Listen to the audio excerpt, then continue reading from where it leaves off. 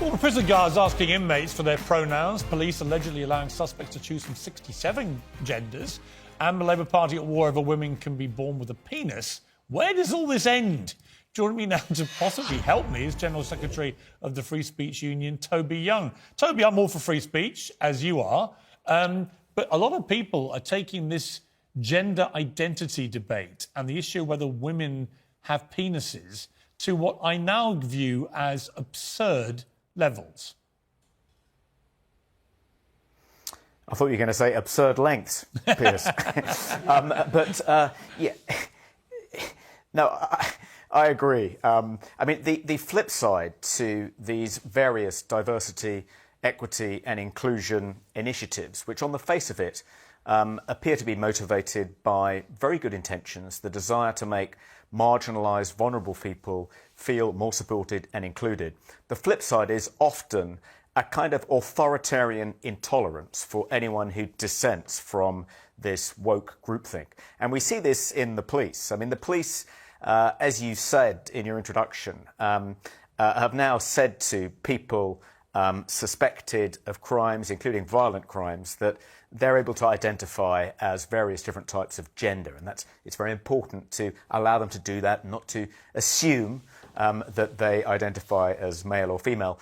The problem with this, the flip side of this, is that the police are increasingly investigating people for what are referred to as non-crime hate incidents, often involving misgendering a trans person or declining to use a trans person's preferred gender pronouns, a thought crime referred to as dead naming.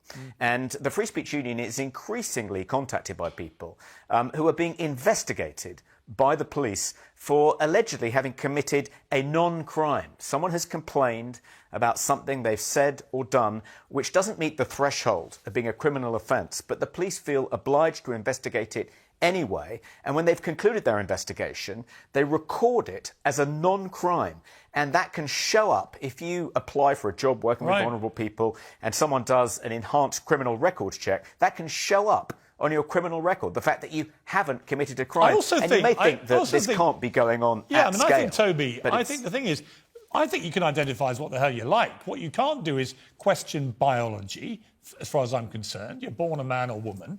It's just a biological fact. But secondly, on gender self-identity, there's over hundreds of genders for the British Civil Service, many of which sound utterly ridiculous. Now, you can call yourself what you like, I don't care.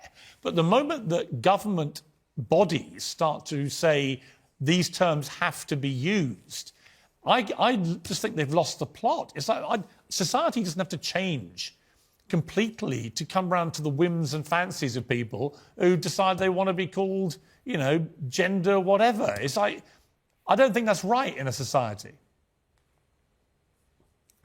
Yeah, I mean, I think that the real difficulty with the civil service embracing gender ideology to the extent that it has is that it's effectively taking sides in what is a politically contentious ongoing public debate. You know, there is an ongoing debate between trans rights activists and gender critical feminists about things like should trans women be admitted to women's prisons? Should they be able to participate in women's sports? Should we refer to women and mothers as birthing people? Right. And this debate has far from been resolved, but it's as though the civil service has decided they're on the side of the trans rights activists, and woe betide any employee and if you try and defy it, you are somehow the problem. Toby, I'm going to leave it there.